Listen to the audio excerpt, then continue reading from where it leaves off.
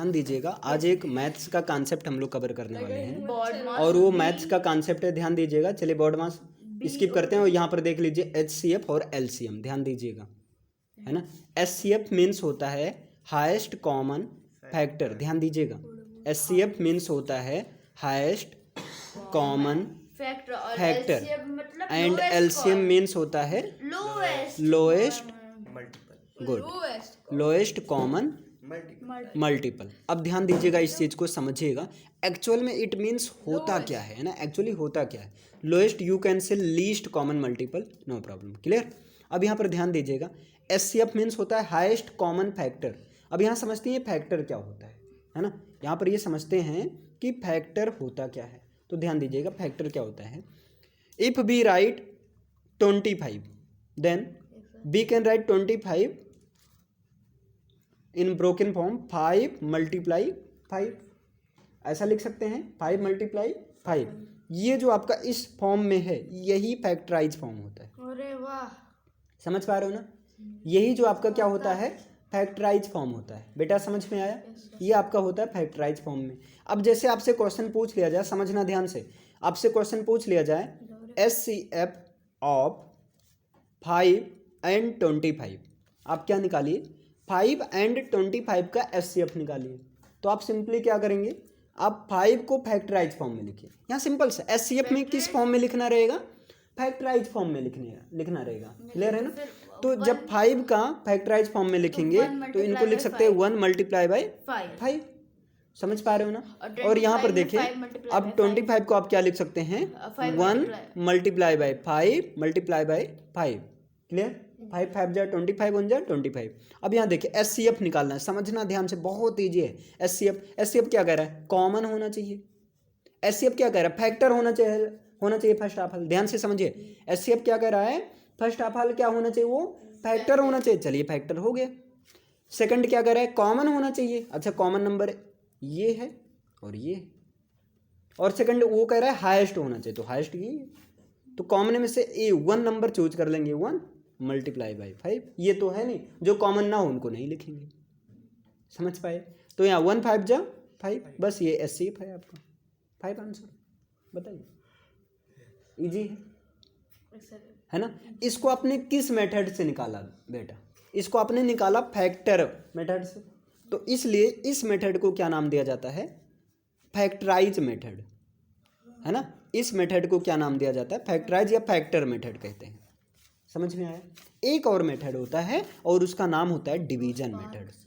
उसका नाम क्या होता है बेटा, डिवीजन। हाँ बिल्कुल, अभी देखिए डिवीजन मेथड होता है, इतना समझ पाए। यहाँ देखो डिवीजन मेथड होता है। अब डिवीजन मेथड बहुत ईजी है। उसमें क्या करना है, जो स्मॉल नंबर रहे ना, जो आपका स्मॉल नंबर रहे उसको एज अ डिविजर मान लो, है ना। और जो लार्ज नंबर रहे, लार्ज नंबर, उसको डिविडेंड मान लो और डिवाइड करो। 5 5 जा 25, और ऐसे कैंसिल करते रहना है। यहाँ पर क्या आ गया, 0 आ गया। मतलब इस केस में जब यहाँ कैंसिल हो जाए तो इस केस में जो यहाँ फर्स्ट डिविजर रहेगा वही क्या हो जाएगा, आपका HCF हो जाएगा। ये फैक्टराइज डिवीजन मेथड है। समझ में आया, समझ में आया। चलो एक और थोड़ा डिफिकल्ट लेते हैं, है ना। थोड़ा बेटा डिफिकल्ट लेते हैं। यहाँ पर ध्यान दीजिए, जैसे मान लीजिए यहाँ पर देखिए, जैसे मान लीजिए हमने ले लिया 3 और यहाँ पर 28 ले लेते हैं, है ना। चलिए सबसे पहले इसको हम लगाते हैं, 2 मेथड है ना। सबसे पहले हम लोग सॉल्व करते हैं फैक्टर मेथड से। सबसे पहले फैक्टर मेथड, तो 3 को जब फैक्टराइज करेंगे तो क्या हो जाएगा 1 × 3। और जब 28 को करेंगे, अब प्रॉब्लम आई ऐसा कैसे निकालेंगे कि फैक्टर आ जाए। तो इसके लिए मैंने कल एक तरीका बताया था, उसका LCM का फर्स्ट स्टेप करना है। LCM का क्या करना है, फर्स्ट स्टेप करना है ना। तो यहाँ LCM निकालिए, 2 1 जा 2 और 2 4 जा 8, फिर यहाँ 2 7 जा 14 और 7 1 जा 7। समझ पाए। देखो यहाँ 3 का तो फैक्टराइज हो गया, लेकिन अब 28 का मान लो ऐसे दिमाग में नहीं आ रहा है, क्या होगा। तो इसके लिए क्या करेंगे, LCM कर लो। अब LCM तो करना आता ही है, LCM पूरा नहीं करना है, LCM का केवल ये फर्स्ट स्टेप ही करना है, क्लियर। तो ये अब ये ब्रेक हो गया, है ना, यही फैक्टराइज फॉर्म हो गया। मीन्स 28 को हम क्या लिख सकते हैं, यहाँ 1 है तो 1 × टू मल्टीप्लाई 7 ऐसे ये सब लिखना रहेगा। क्लियर है ना, समझ पाए? अब यहाँ पर देखिए SCF निकालना है, तो SCF क्या होना चाहिए? देखो फैक्टर फॉर्म में है, कॉमन होना चाहिए, तो कॉमन कौन है? 1 ही है कॉमन, बस केवल 1 ही कॉमन है, बस 1 आंसर हो गया आपका। 1 आंसर। और कहते जो कॉमन हो बोथ में वही आपका आंसर हो जाएगा, बाकी सबसे डजेंट मैटर। उस वाले मेथड में 3 क्लियर है ना, समझ? अब यहाँ देखते हैं डिवीजन मेथड। अब यहाँ क्या देखते हैं हम लोग?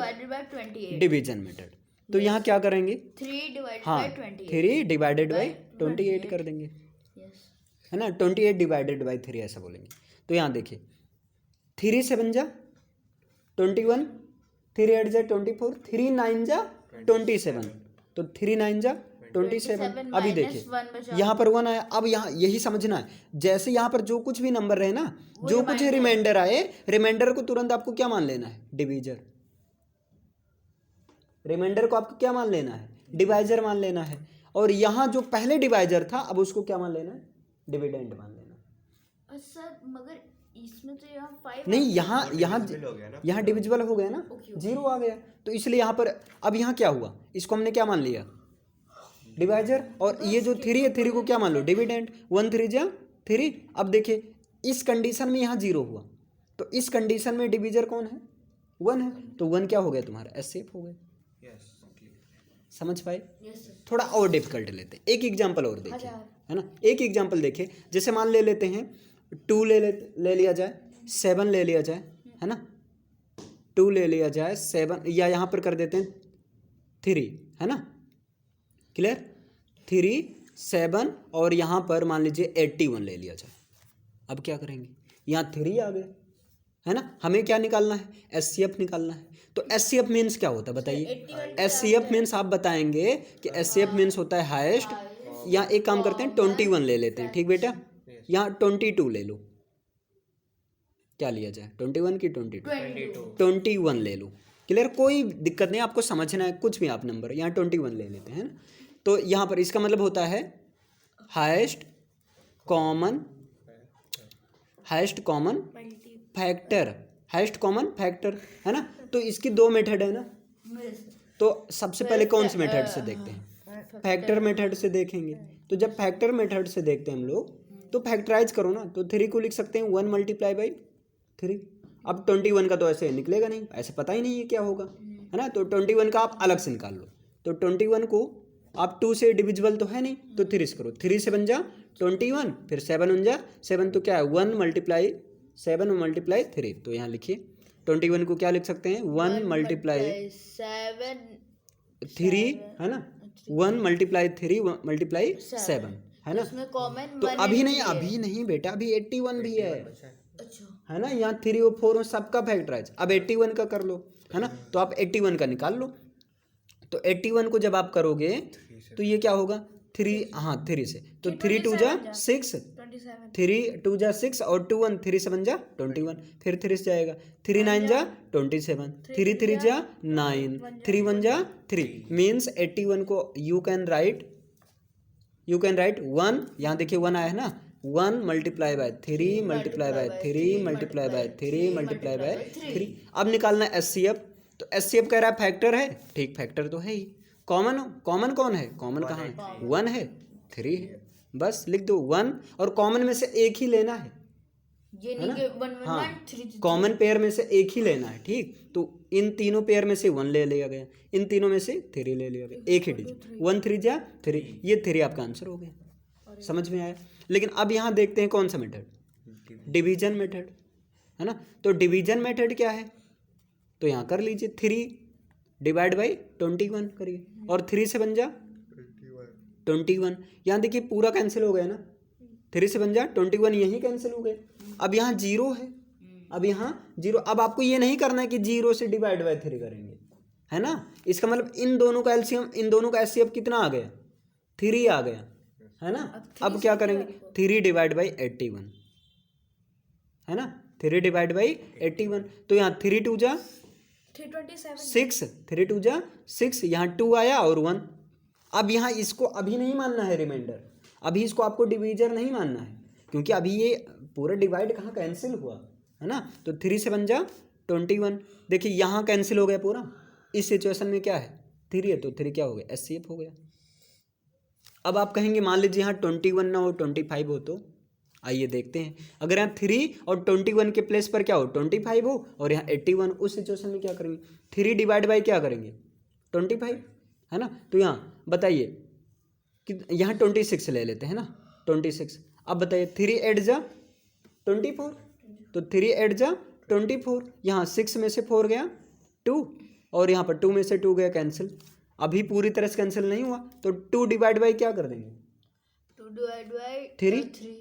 समझ पाया ना ये कहाँ से आया, 2 1 जा 2, ये क्या आ गया 1 आया, तो 1 डिवाइड बाई क्या करेंगे 2। ये ऐसे चलते रहेंगे और तब तक चलते रहेंगे जब तक रिमाइंडर 0 ना आ जाए। तो 1 2 जा 2, तो यहाँ क्या हो गया कैंसिल हो गया।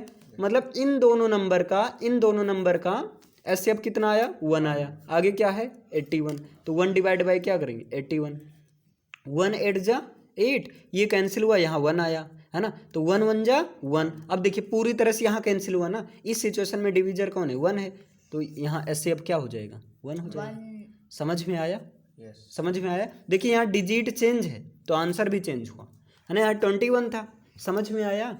इस तरह से SCF निकाला जाता है। SCF समझ में आया है ना, बोलो इतना क्लियर है ना। और SCF एक ऐसी नंबर होती है, SCF ऐसी नंबर होती है जो दिए गए नंबर दोनों को कैंसिल कर देगी। जैसे यहाँ 5 25 का SCF क्या है 5 है, अब ये 5 को भी कैंसिल कर देगा और 25 को भी कैंसिल कर देगा। जैसे आपने यहाँ देखा 3 21 81, इनका SCF क्या है 3 है, तो मतलब 3 को भी कैंसिल कर देगा, 3 21 को भी कैंसिल कर देगा और 3 81 को भी कैंसिल कर देगा। समझ में आया। तो ये समझ में SCF कैसे निकालते हैं, SCF का एक्चुअल में मतलब क्या है, तो आप लोग निकाल लोगे ना। SCF निकालने के लिए कितने मेथड हैं 2 हैं, तो दोनों क्लियर है ना। एक आपका कौन सा मेथड है फैक्टर और एक है डिवीजन, तो फैक्टर डिवीजन। तो चलिए कल की क्लास में हम लोग क्या रखते हैं LCM बताते हैं है ना। आज आपको SCF पर अभी क्वेश्चन दिया जाएगा, क्वेश्चन करना है ना, क्लियर।